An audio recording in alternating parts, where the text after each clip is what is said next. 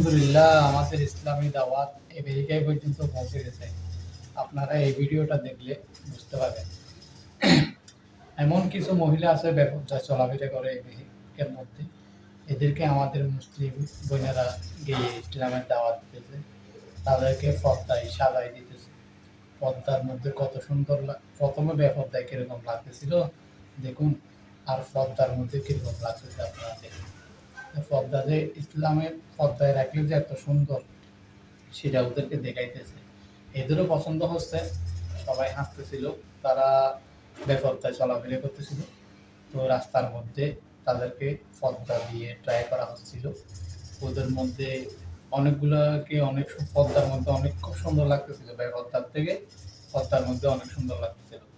যাই হোক, ইসলামের দাওয়াতটা অন্তত আমেরিকা পর্যন্ত পৌঁছে গেছে।